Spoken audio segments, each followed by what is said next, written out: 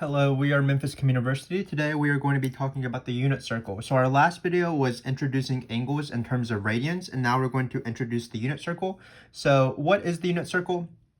Well, the unit circle is a circle, of course, that's why it's called the unit circle, but also the word unit means that the radius will be 1. So in the previous video, we saw that there was a formula where if an angle was expressed in radians, then the arc length of that angle, so for example, let's say we have this angle right here, the arc length of the angle, that formula would be S is equal to R theta. But now that we're using the unit circle, it's going to be that R is going to be 1 because we're doing the unit circle, unit meaning the radius will be 1. So when we had that formula S is equal to R theta, that simplifies to be just S is equal to theta. So that's what is lovely about the unit circle. When you have an angle in radians, what happens is that the length or the arc that it intercepts along the circle will be that same length. So for example, while you might call this 30 degrees, I'm going to call it pi over 6. And why am I calling it pi over 6? Well, if this is 1 unit right here, that means that this right here, this length will be pi over 6. So if you measure this out and you were like, oh, this is going to be my 1 unit, then this will be pi over 6 long. So for example, when you have this angle, pi over 3. This would be pi over 3. The radians would be pi over 3. And then how long would this be? It'd be a little bit over 1 unit. So it'd be a little bit longer than this radius. So that's the importance of the unit circle. And that's also the importance of using radians. This doesn't work with degrees. So again, what's important on the unit circle is that the length of this arc that the angle intercepts is equal to the angle measure in radians of that angle.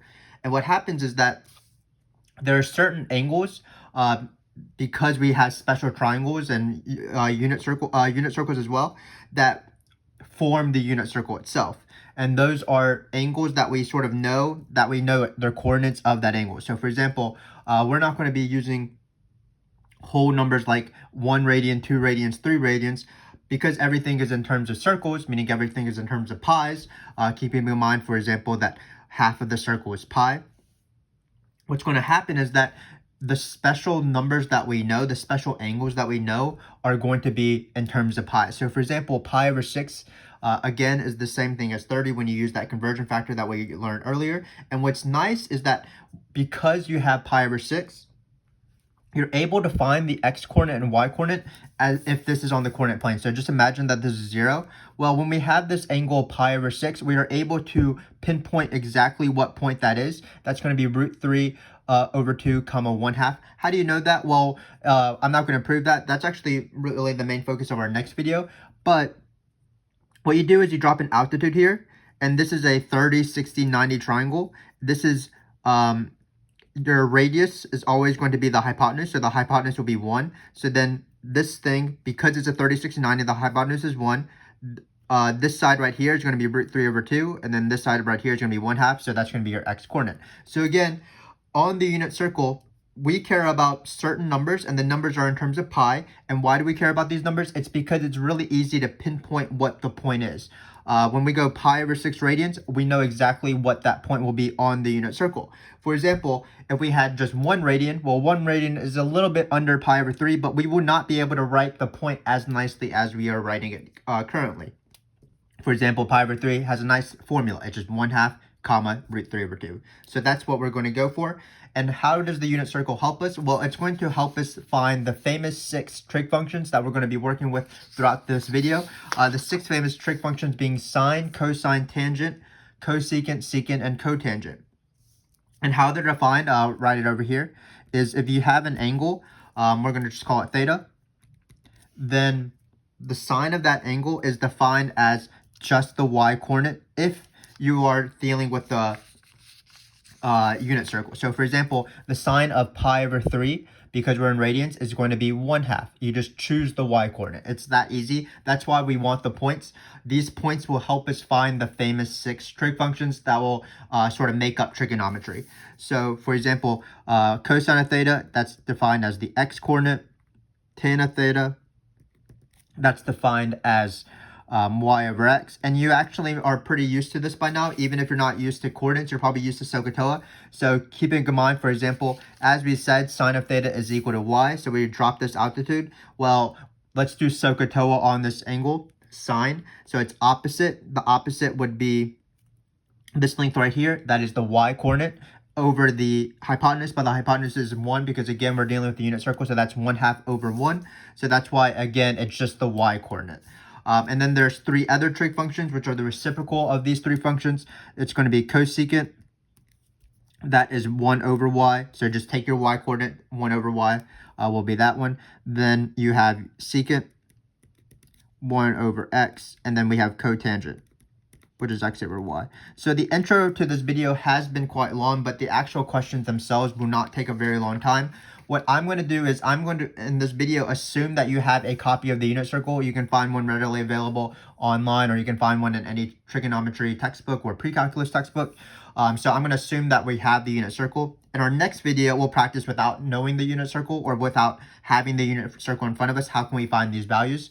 So that'll be a little bit harder of a video.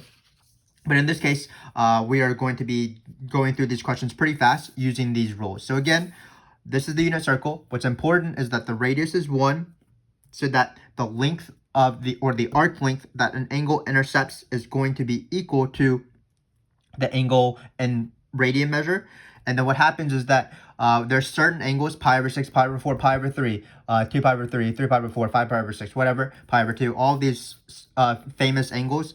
Why they are nice on the unit circle is that because we can easily find their point. Here, we're just going to assume that these points are correct. They are correct, of course, but in the next video, we'll actually talk about how to find these points.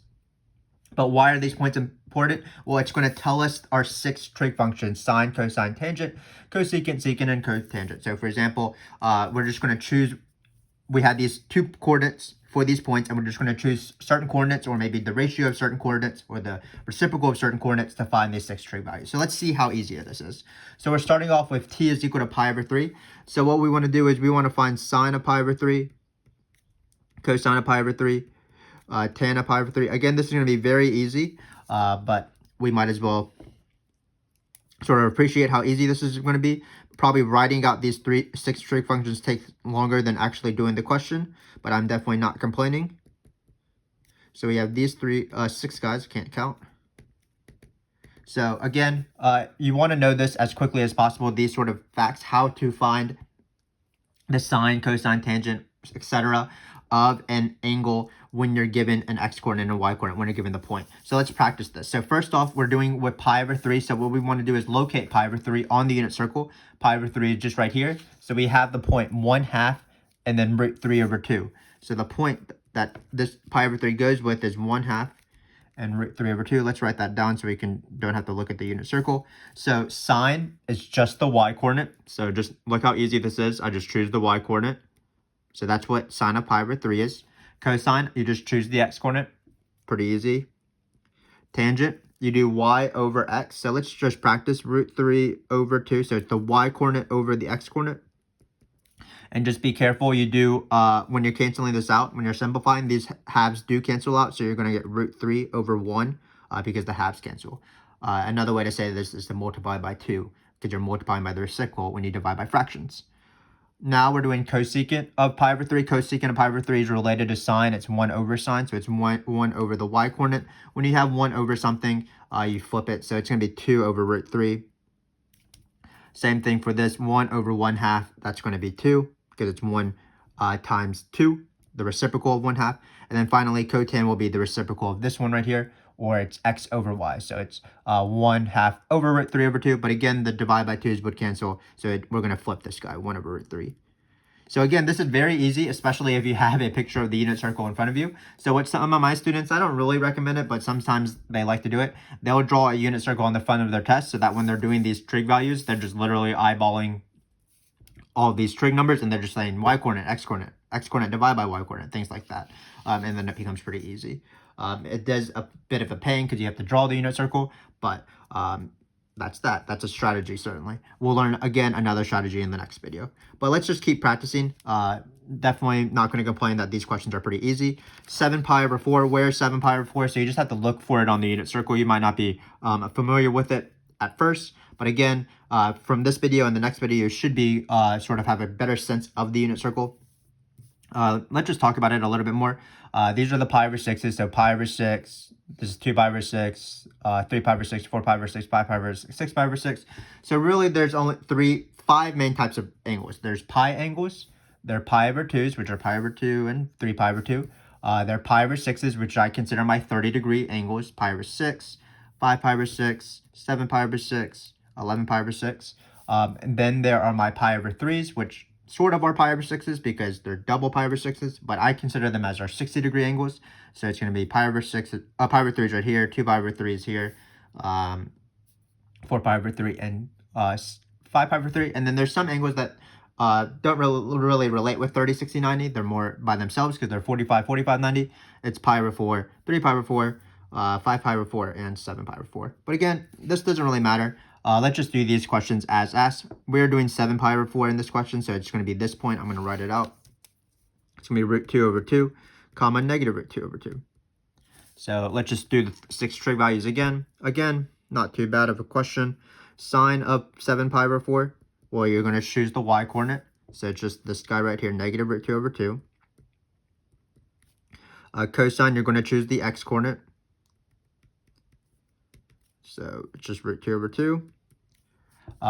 Tangent, you're going to do this one, the y-coordinate over the x-coordinate. Anything over itself is 1, so you're just going to be left with negative 1 because there's a negative on one of them. So that's just negative 1, not too bad, of course. Now we're doing the harder functions, cosecant, secant, and cotangent, but they're not too bad. The reciprocal functions is what we're going to call them later. So it looks like we have cosecant of 7 pi over 4. Well, that's just 1 over this. So keep in mind that when you do 1 over again, you just flip it. So it's negative 2 over root 2. But 2 over root 2, you can simplify as just negative root 2. Because 2 is root 2 times root 2 by definition of square roots. Secant, going to be the same thing. Flip this guy, so you're just going to get root 2 because it's 2 over root 2. And then when you flip negative 1, again, not too bad, of course, because you just get negative 1 because negative 1 is its own reciprocal along with 1. So again, not too bad. Let's just keep going. Not too hard of a process. So here we have 3 pi over 2. 3 pi over 2 is a little bit weird because we're going to call it a coordinate axis angle in our next video because it's going to be on the coordinate axis. So there's 4 coordinate axes angles, pi over 2, pi, 3 pi over 2, and 2 pi, or 0. And then also, these are our quadrant angles. All the pi over 3s, pi over 6, and pi over 4s are quadrant angles. So our coordinate axes are a little bit weird because we have 0 and negative 1, so we might get some weird answers, but shouldn't be too bad. So we're doing 0 and negative 1. So sine of 3 pi over 2, not the hardest question. You just choose the y-coordinate if you are on the unit circle, which we are, so negative 1. Again, this method only works when you are on the unit circle because the radius is 1. So these points are only on the unit circle. So if you expanded the circle or shrunk the circle, these points would no longer hold, but we only care about the unit circle. We don't care about any other circle. So cosine of 3 pi over 2, that's just the x-coordinate, can be 0, certainly a valid answer. So tan of 3 pi over 2 is the first sort of weird question. Keep in mind that it's negative 1 over 0, and negative 1 over 0, well, you can't divide by 0, so this doesn't exist. So when you are dealing with these coordinate axes, where one of the coordinates will be 0, you can certainly have does not exist as you do 1 over that. That's definitely a valid answer. So the other 3 are cosecant of theta, or 3 pi over 2. So we can change this. Hopefully you can tell that I'm at 3 pi over 2 here. That's just the y 1 over this. So it's negative 1 over the y-coordinate. Looks like we're having secant next. Secant is 1 over this guy, so it's 1 over 0. Again, that doesn't exist. And then finally, we have cotan. So cotan is going to be x over the y-coordinate, x divided by the y-coordinate. So in this case, it's 0 over negative 1. Just be careful. 0 divided by negative 1 is, of course, 0. 0 divided by any finite number is 0. So that's good to go. Finally, we have this question right here. So a negative. So if you watched our previous video, you know that negative just means that you go clockwise. So when you have this angle when you have this sort of unit circle, usually when you have your angles, you're opening it up like a book, starting this way, so it's counterclockwise. If you want negative, you're going counterclockwise. So negative pi over 6, while it's not listed out on the unit circle explicitly, it's the same thing as 11 pi over 6. So you, instead of going pi over 6, you went this way, so it's negative pi over 6. This is the same thing as 11 pi over 6. So this is the point we're going to write. Square root of 3 over 2, comma, negative 1/2. So once we write out this point, of course, nothing changes from the previous questions. We're just going to find the 6 trig functions using the x-coordinate or the y-coordinate. Certainly not the worst thing in the world. So let's do sine of negative pi over 6. Well, that's going to be the y-coordinate. Cosine of negative pi over 6. That's going to be the x-coordinate. Tangent of negative pi over 6. Going to be the y over the x. But again, these divide by 2's will cancel. So it'll be negative 1 over root 3. Negative 1/2 divided by root 3 over 2. Negative 1 over root 3. Then we have cosecant of negative pi over 6. That's going to be, flip this guy, so it's negative 2. You probably can't read my handwriting, but hopefully this is just so easy of a process that you don't really need to be able to read my handwriting because it's not too bad. People don't usually miss this. So secant is 1 over cosine, so it's 2 over root 3. And then finally, cotan will be this flipped or the x-coordinate over the y-coordinate. So it looks like that will be negative root 3 once you cancel out those 1/2.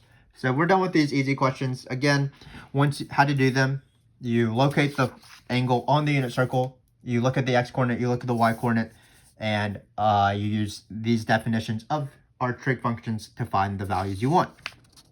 So now what we're going to do is we're going to do something slightly harder, which is we're going to do angles that are not explicitly on the unit circle, sort of like this negative pi over 6. So if you look at this sort of unit circle here, notice that our next question, 8 pi over 3, or next question after that, 9 pi over 4, that is not going to be in this sort of unit circle. If you look closely enough, notice you won't see 8 pi over 3. But remember that on the unit circle, these functions are periodic, or there are certain angles that have many names. For example, as we talked about before, 11 pi over 6 is the same thing as negative pi over 6. So while they were reached in a different way, like 11 pi over 6 was reached when you went like this, and the negative pi over 6 was reached when you went like this, you still have the same terminal side, and when you have the same terminal side of the angle, that will give you the same point, and when you have the same point, that means that all these trig values will be the same.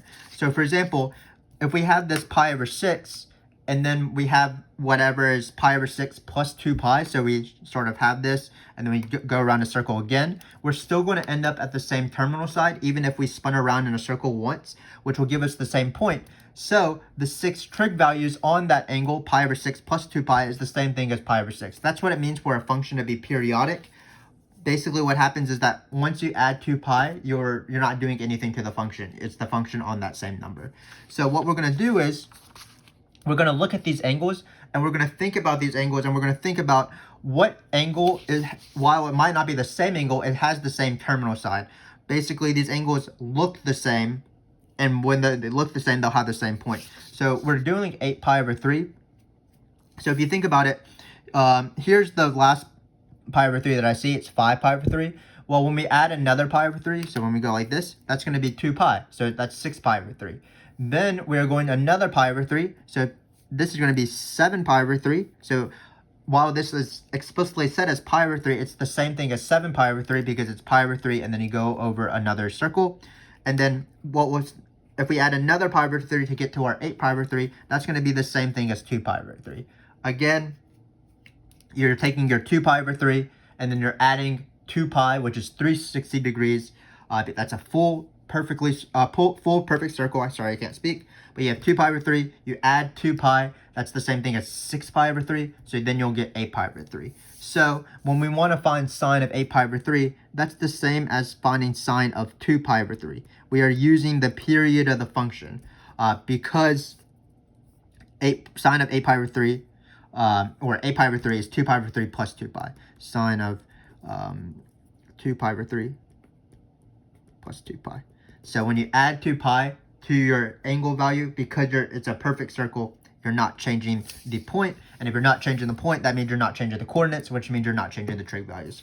So for example, when we want to find sine of 8 pi over 3, because 8 pi over 3 is 2 pi over 3 plus 2 pi, we are looking just for sine of 2 pi over 3. Well, 2 pi over 3 is right here. What is sine? Sine is the y-coordinate, so this will just be root 3 over 2. So this is how we're going to work every single time. So let's deal with cosine of 9 pi over 4 then. So what we want to do is we want to say which angle shares the same terminal side as 9 pi over 4. Which angle looks exactly the same, we just might have rotated a bunch of times. Well, if you notice, 9 pi over 4 is just one more pi over 4 than 8 pi over 4. 8 pi over 4 is the angle 0, or it's the angle 2 pi. 2 pi, 8 pi over 4, 8 divided by 4 is 2 pi. So in this case, when we want to go 9 pi over 4, we're just going to go an additional pi over 4, 8 pi over 4 to 9 pi over 4. So that's the same thing as pi over 4. So when we do cosine of 9 pi over 4, it's the same thing as cosine of 1 pi over 4 plus 2 pi, because again, it's 8 pi over 4 plus pi over 4, that's 1 pi, plus 8 pi, that's 9 pi, and then divided by 4. This is going to be the same thing as cosine of pi over 4. So to find cosine of pi over 4, what we're going to do is we are going to look at pi over 4. Cosine is the x-coordinate, so it'll just be the x-coordinate, it'll be root 2 over 2. So again, not too bad. A little bit harder because the unit circle doesn't explicitly have these names, but we can sort of manipulate, or we can think about which angle has the same terminal side, and then we are able to do our normal thing that we did for these at the very beginning of the video. So now we have sine of negative 13 pi over 6. So what we're going to do is we're going to try to find negative 13 pi over 6. So remember that negative means you're going this way instead. So what I like to do is I like to think about, as much as possible, how many revolutions am I doing fully, and then I'll be able to find my angle. So for example, sine of negative 13 pi over 6, that's the same thing as sine.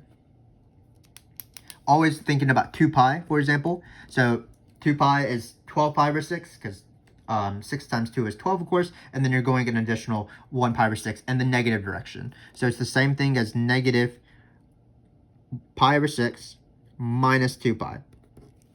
So again, this is negative pi over 6 minus 2 pi. So your negative pi over 6 again was 11 pi over 6. So you're going one thing right here, and then you're going negative 2 pi. That's the same thing as revolving around the circle at that full revolution clockwise. So this is negative pi over 6 because it's 1 pi over 6, and then you're going to revolve around. So this is going to end up, and this is what negative 13 pi over 6 is. Again, it's one more pi over 6 than a full negative circle. So another way to say this is a 12 pi over 6. So then it's one more pi over 6, that's 13 pi over 6, all in the negative direction. So it's going to be this guy right here that we care about, in which the sine is going to be the y-coordinate just like before, so it should be negative 1/2. So this is the same thing as sine of negative pi over 6, which is negative 1/2. And again, previewing my video before, what we're going to do is we're going to think about this without periods. We're just going to locate it, the point on the inner circle, without actually having the inner circle in front of us. So it will be trickier in our next video, but basically you don't have to memorize the inner circle if you sort of know how to come up with these coordinate points, as we're going to do. But for now, we have a few more questions, sort of some more difficult questions, more conceptual questions. So what we're going to do is we are going to assume that cosine has a certain value, or maybe sine has a certain value. And what we're going to do is we're going to try to find other cosine or sine values of angles that relate to that original angle. So for example, let's say we have a cosine of 1/4. So what would that mean? That would mean that the x-coordinate of our angle on the unit circle would be 1/4. So let's say t would be 1/4. So let's say it's like right here. So that it's not the best drawing, but it doesn't really matter what it actually looks like. So let's just say that this one has 1/4 comma something. I don't really care about what the y-coordinate is. I just know that the x-coordinate is a 1/4.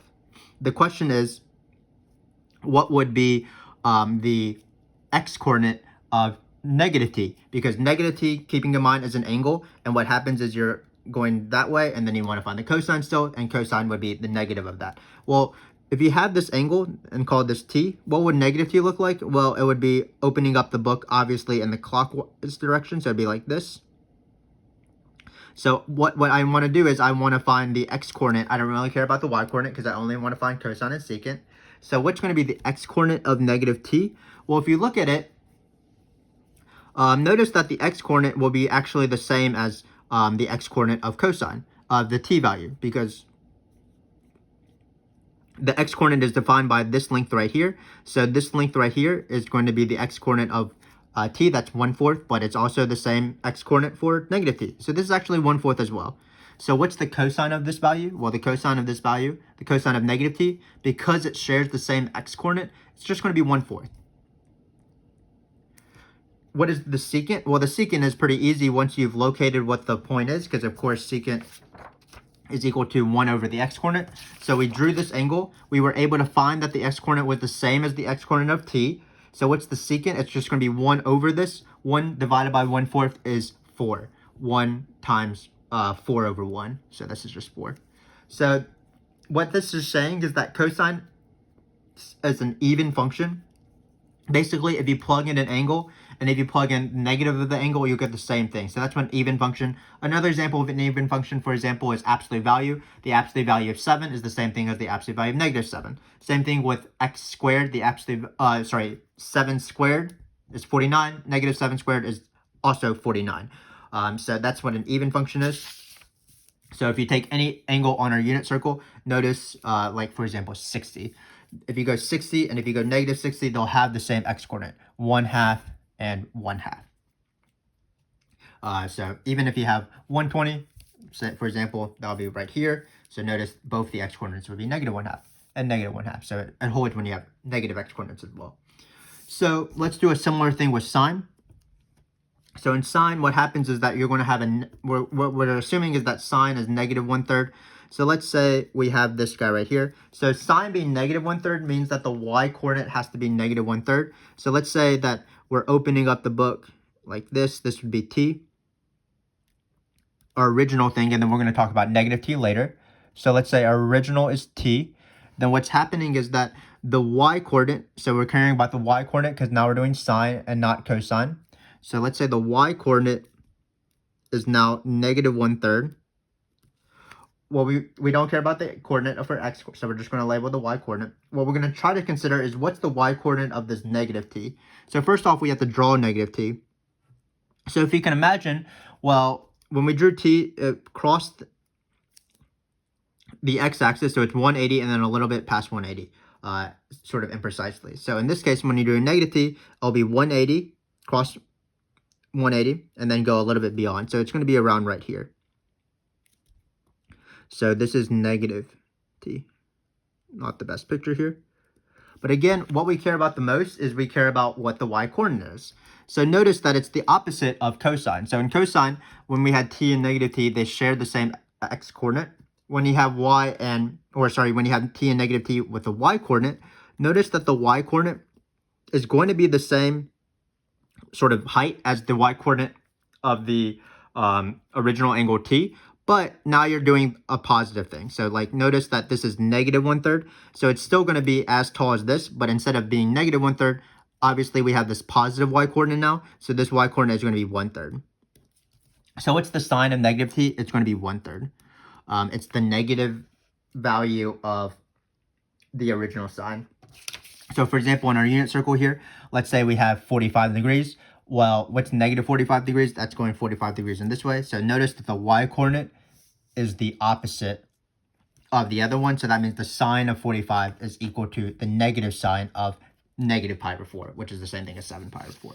So while cosine was an even function, sine is going to be an odd function. The definition of sine is sine of negative x is equal, or sine of negative theta is equal to negative sine of theta. It sort of works like x cubed, for example. 2 cubed is equal to negative 2 cubed, so 8 cubed is equal to negative 8. Instead of having the exact value like sine or like cosine and absolute value in x squared, it has the negative value. But once we find 1/3, of course, it's easy to find the cosecant. To find the cosecant, you just do 1 over this, so this is going to be 3. So what we're doing is we're looking at original angle values or original angles, sine and cosine values, x coordinate and y coordinates. And what we're thinking about is how does that affect the negative angle? And what we've discovered is that it doesn't affect it with cosine. It's the same exact thing. With sine, it's the negative of it. So let's move on and do similar questions here. So let's say we have an angle whose sine is 3/5. That means that the y coordinate would be around 3/5, or would be exactly 3/5 on the unit circle.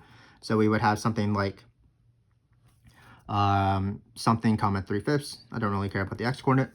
And then what happens is, what is going to be, the question is, what is the sine of the supplementary angle, pi minus that angle? So keep in mind that the supplementary angle would be this right here. So what we need to do is we need to open up our angle to be around this length. So just imagine that this angle is right here, but we always have to start at 0. So if this is my original t, then I can just going to open up an angle similar to that length or that size. So it looks like we're opening it up a little bit past 90, so you're going to go 90 and then a little bit past. So notice that it'll be this angle right here,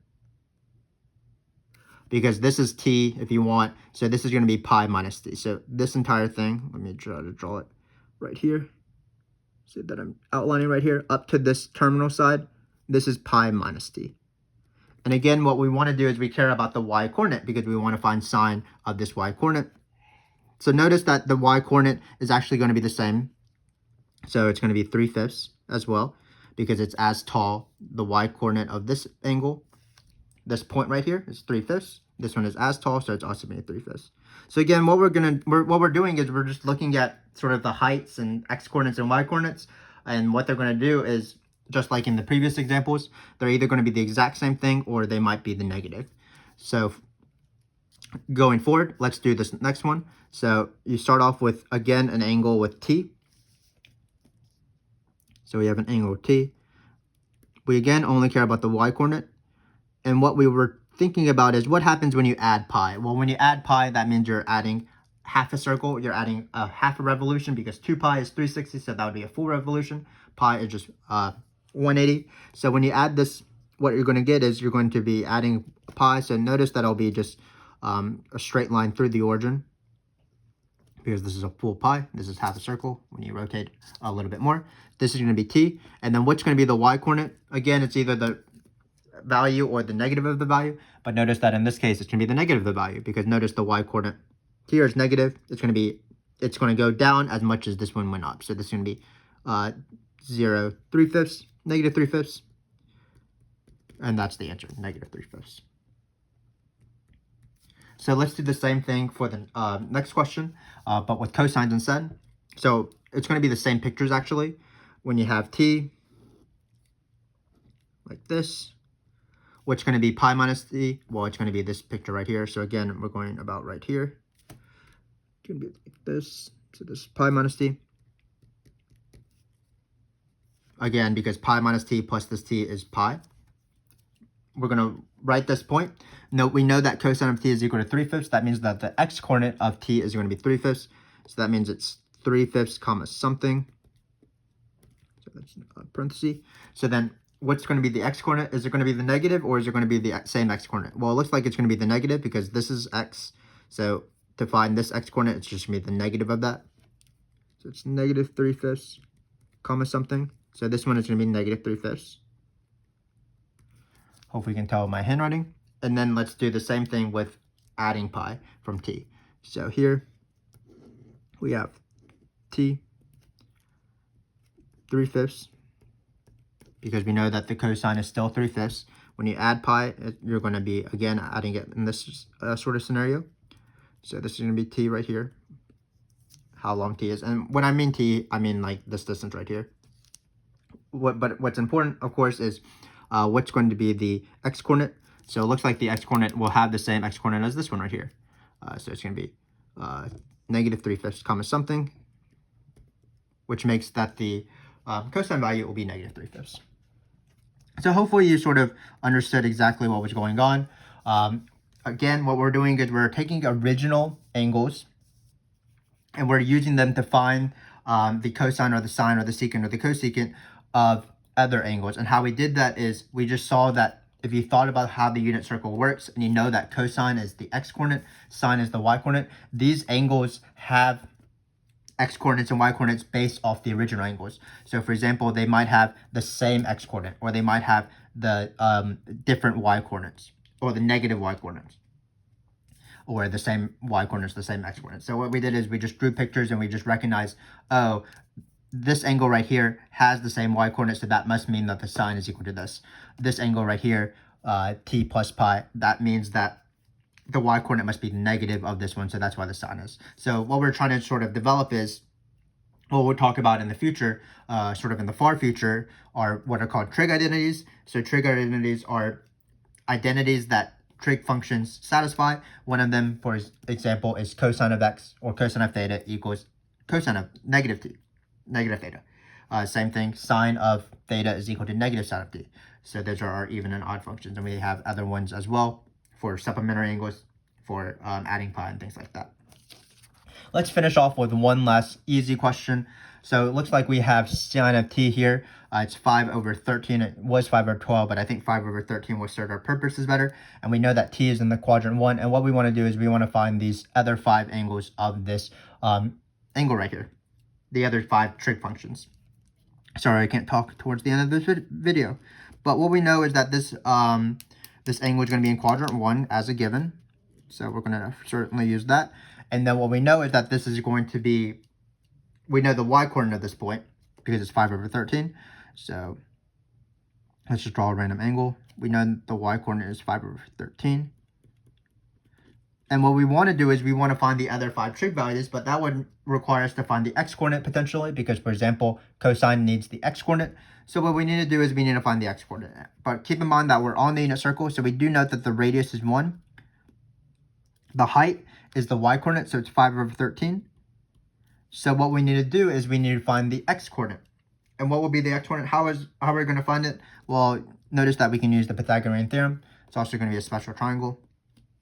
But 1 squared equals, we're going to call it x squared for the x-coordinate, plus 5 squared over 13 squared. So if you don't know, 1 squared, of course, is, when you square 5 13s, it needs to be 5 squared over 13 squared. But 1 squared is 13 squared over 13 squared. So we actually have a special triangle here. That's why I changed it to 13, of course. We have 5, 12, 13. So what's x going to be? X is going to be 12 over 13. Sorry, this should be equal, of course. So this is our special triangle. 5 squared plus 12 squared is equal to 13 squared. You use that triangle a lot, 3, 4, 5, 5, 12, 13, and so on. So in this case, what's the x coordinate? It's going to be 12 over 13, 12 divided by 13. So this is 12 over 13. And now that we have the point, it becomes as easy as our previous question. So let's just review. Sine is equal to y, cosine is equal to x, tan is equal to y over x, cosecant is 1 over y, secant is 1 over x, and cotangent is x over y. So let's just do that pretty rapidly. Cosine of t, that's going to be the x coordinate, 12 over 13. Cosecant is going to be 1 over the y-coordinate, 1 over sine, so 1 over this. Flip this guy, so it's going to be 13 over 5. Secant is going to be 1 over the x-coordinate, or 1 over this guy right here, 1 over cosine. Flip that guy, that's going to be 13 over 12. Tangent is going to be y-coordinate over x-coordinate, but when you divide it by these 13s, the 13s will cancel, so you're going to get 5 over 12. And then finally, cotan will flip this, 12 over 5. So hopefully you sort of see the power of the unit circle. Why do we care about the unit circle? Well, the unit circle has radius 1. And because it's radius 1, that means that the radian value of the angle will be the same as how much the arc length is, sort of the angle that, the length of the arc that is intercepted by that angle. And what's important is that because we know that we're able to find this point very easily for certain angles. We know where certain angles lie on the unit circle. And why do we care about that? That's because it tells us how to do the 6 trig functions defined right here. And furthermore, and sometimes we are able to find even the 6 trig functions on other angles because the other angles had similar x-coordinate and y-coordinates. So hopefully you sort of appreciate the power of the unit circle. Certainly something nice to know as you, of course, go through trigonometry. I've been advertising our next video quite heavily, but just be wary. Our next video, or actually it might not be the next video, even though I've said it's been the next video a bunch of times. I think it might be actually 2 videos from now. But basically what we're going to try to do is we're going to try to determine all these points on the unit circle without actually having the unit circle in front of us. We're going to be finding like sine of a pi over 3 and things like that with a very specific method. So be on the lookout for that. I believe our actual next video is going to be on right triangle trig, which is sort of a review probably for all of you. So that also shouldn't be too bad of a video for to watch. But thanks again for watching this video. Hopefully you learned something about the unit circle, and I hope to see you next time.